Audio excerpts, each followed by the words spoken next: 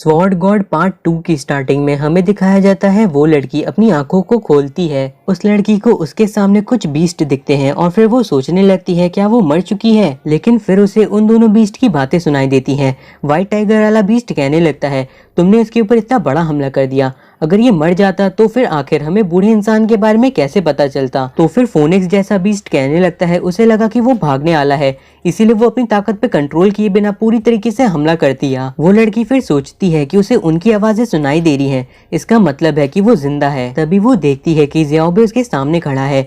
ज़ियाओबे उन सभी बीस्ट से कहने लगता है तुम लोग इतनी तेजी से उड़ रहे थे, क्या तुम्हें नहीं पता है कि इतनी ज्यादा स्पीड कितनी खतरनाक हो सकती है। और फिर वो देखती है कि ज़ियाओबे ने अपने एक ही हाथ से उसके हमले को रोक दिया रहता है। और फिर हमें उन दोनों डाकुओं को दिखाया जाता है जो कि पूरी तरीके से जल के खत्म हो गए रहते हैं। ज़ियाओबे फिर उन सभी बीस्ट से कहता है तुम लोगों ने उन ड्रम जैसे दोनों अंकल को खत्म कर दिया। तभी उनमें से एक बीस्ट कहने लगता है उन्हें ऐसी ही उम्मीद थी एक स्वॉर्ड सैंड के डिसिपल से, ये हमला उसके ऊपर बिल्कुल भी काम नहीं किया। आगे वो ज़ियाओबे से पूछता है कि आखिर उसका मास्टर कहाँ पे है। तभी व्हाइट टाइगर वाला बीस्ट कहने लगता है उसके कल्टीवेशन को देख के लग रहा है कि ये जो लड़का है ये भी स्वॉर्ड एम्परर लेवल के ऊपर ही होगा, हम लोग चाहे तो इसे टॉर्चर कर सकते हैं अपने एक ही हाथ से। तभी फोनिक्स वाला मॉन्स्टर कहने लगता है ये काफी अजीब है, एक स्वॉर्ड एम्परर को इस तरह के अटैक से काफी बुरी तरीके से घायल हो जाना चाहिए। तो फिर लेपर्ड वाला बीस्ट कहने लगता है अगर तुम्हें लगता है कि तुम में इतनी काबिलियत नहीं है तो तुम्हें कोशिश भी नहीं करनी चाहिए, तुम सिर्फ और सिर्फ मेरी काबिलियत को देख सकते हो। तभी वो लड़की सोचने लगती है उसने इन सभी बीस्ट को देखा है एशियंट बुक के अंदर और ये सारे के सारे सेक्रेट बीस्ट है। इन लोगों के होने की वजह से कई हजार सालों से इंसान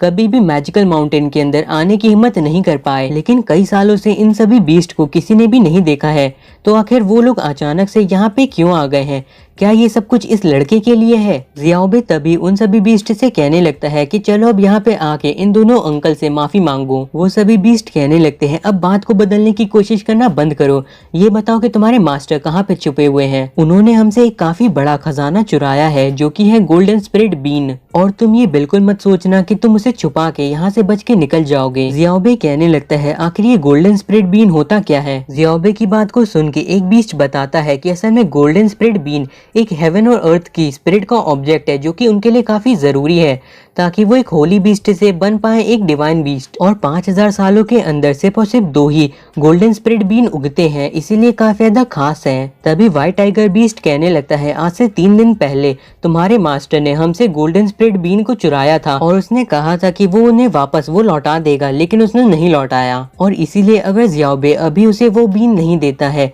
तो फिर वो ग्रैंडपा टाइगर ज़ियाओबे की ऐसी हालत करेगा कि उसे लगेगा कि ना ही वो मर सकता है और ना ही जिंदा रह सकता है। तभी वहाँ पे वही लड़की आ जाती है और ज़ियाओबे को पीछे करते हुए कहती है होली बीस्ट मैं हूँ एरियाना, और ये जो लड़का है वो शायद कुछ ज्यादा ही डर गया है, इसीलिए आप मुझे थोड़ा टाइम दीजिए ताकि मैं इसे शांत करा सकूं। व्हाइट टाइगर बीस्ट कहने लगता है लड़की मुझे लगता है कि तुम इस लड़के से काफी ज्यादा होशियार हो। उसके बाद एरियाना ज़ियाओबे को लेके किनारे की ओर जाने लगती है, जिसके बाद एरियाना ज़ियाओबे के कान में कहती है वो लोग यहाँ पे कुछ ढूंढ रहे हैं तो तुम एक छोटा सा बहाना बना के उन्हें यहाँ से भेज सकते हो, और अच्छा यही होगा कि तुम बेकार में उन्हें गुस्सा न दिलाओ, नहीं तो हम दोनों ही मारे जाएंगे। ज़ियाओबे फिर कहता है उसके मास्टर शायद घर छोड़ के भाग गए हैं और उन्होंने जाने से पहले कहा था कि वो एल्विया मैजिक एकेडमी के अंदर जाएंगे ताकि वो अपनी वाइफ से मिल सकें, और ज़ियाओबे को बस इतना ही पता है। उसके बाद वो उन्हें बता देता है कि उन्हें जाना होगा पहले वेस्ट की ओर और वहाँ की रिवर को फॉलो करना होगा नॉर्थ की डायरेक्शन में। व्हाइट टाइगर बीस्ट कहने लगता है अपने बॉस से कि उन्हें क्या करना चाहिए, तो फिर उसका बॉस कहता है कि उन लोगों को अभी के लिए उसी बूढ़े इंसान के पीछे जाना होगा। वो सभी बीस्ट वहाँ से जाने लगते हैं। तभी ज़ियाओबे उन्हें रोकते हुए कहता है क्या वो जो गोल्डन स्पिरिट बीन है वो एक आलू के शेप का है, और क्या उसके ऊपर गोल्डन ग्लिटर के छोटे छोटे स्पॉट पड़े हुए हैं। एरियाना फिर कहने लगती है आखिर तुम किस बारे में बात कर रहे हो, वो लोग जब यहाँ से जाने वाले हैं तो आखिर तुम इन सभी चीजों को उन्हें क्यों बता रहे हो। तभी उन सभी के सभी होली बीस्ट का लीडर कहता है क्या तुम्हें पता है कि वो अभी कहाँ पे है। तो फिर ज़ियाओबे कहने लगता है आज से 3 दिन पहले जब उसके मास्टर दो गोल्डन स्प्रेड बीन को लेके वापस आए थे तो उसे लगा कि वो आलू हैं और उसने उन्हें खा लिया। एरियाना ये सारी की सारी बातें सुन के सोचने लगती है ये लड़का तो सच में काफी बड़ा बेवकूफ है। ज़ियाओबे ने उन दोनों के दोनों स्प्रेड बीन को खा लिया है। ये सुन के सारे बीस्ट काफी गुस्सा होने लगते हैं। ज़ियाओबे फिर कहने लगता है असल में ऐसा हुआ था कि उसके मास्टर ने उसे कुछ रेसिपी दी थी जिनमें से दो रेसिपी ज़ियाओबे ने सीखी थी जैसे कि विनेगर सॉस और साथ ही साथ ब्रेस्ड, लेकिन फिर भी उनका टेस्ट उतना अच्छा नहीं आ रहा था। शायद ऐसा इसीलिए था क्योंकि असल में जो उसमें इंग्रेडिएंट डले थे वो आलू थे ही नहीं।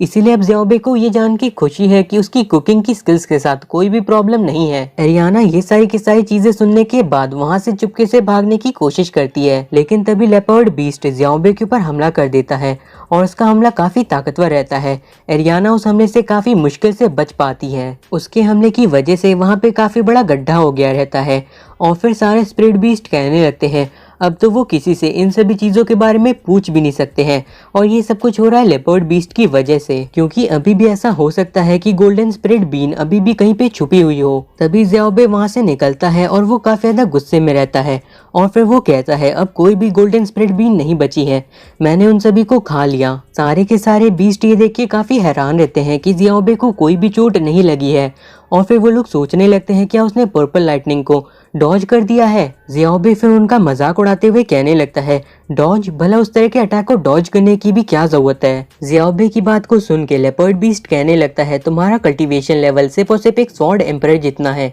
तो आखिर तुम उस तरह के अटैक को कैसे सह सकते हो। ज़ियाओबे कहने लगता है तुमसे किसने कहा कि मैं एक स्वॉर्ड एम्परर हूँ, मेरे मास्टर ने मुझे कहा था कि अपने कल्टीवेशन लेवल को छुपा के रखना और शो ऑफ मत करना, मैं असल में एक स्वॉर्ड गॉड हूँ। सभी सेक्रेड बीस्ट ये सुन के काफी ज्यादा हैरान हो जाते हैं और फिर वो सभी के सभी मिलके हंसना शुरू कर देते हैं। तभी एरियाना ज़ियाओबे से कहती है तुम उन्हें डरा नहीं सकते हो, तुम्हें उनसे जाके माफी मांग लेनी चाहिए, हो सकता है वो तुम्हें जाने दे। ज़ियाओबे फिर कहने लगता है शायद उसके मास्टर ने सही कहा था, तुम अपनी मुश्किलों को सिर्फ बातों से खत्म नहीं कर सकते, तुम्हें अपने हाथों का भी इस्तेमाल करना पड़ेगा। व्हाइट टाइगर बीस्ट कहने लगता है यूलान कॉन्टिनेंट के अंदर कई हजार सालों से कोई भी स्वॉर्ड गॉड नहीं बना है और तुम्हारे जैसा बच्चा खुद को एक स्वॉर्ड गॉड बुला रहा है। आखिर तुम्हें कल्टीवेशन करते हुए कितना टाइम हुआ है, तुम्हें क्या लगता है हम सभी बेवकूफ हैं। व्हाइट टाइगर बीस्ट ये सब कुछ कह ही रहा रहता है, लेकिन तभी उसके सामने से ज़ियाओबे हट जाता है और वो ये देख के काफी हैरान होता है। तभी ज़ियाओबे आसमान के ऊपर से कूद के हमला करता है जिससे फोनिक्स बीस्ट काफी ज्यादा घबरा जाता है और फिर ज़ियाओबे कहने लगता है तुम सभी के सभी सच में बेवकूफ हो, तुम्हें लगता है कि तुम्हारे पास ताकत है तो तुम कुछ भी कर सकते हो, लेकिन असल में तुम लोग सिर्फ और सिर्फ जानवर हो जो कि बोल सकते हैं इंसानों की तरह। आखिर में हमें दिखाया जाता है ज़ियाओबे का अटैक काफी ज्यादा ताकतवर रहता है और उससे वहाँ पे काफी बड़ा धमाका होता है जिससे वहाँ पे काफी ज्यादा एनर्जी निकल रही रहती है।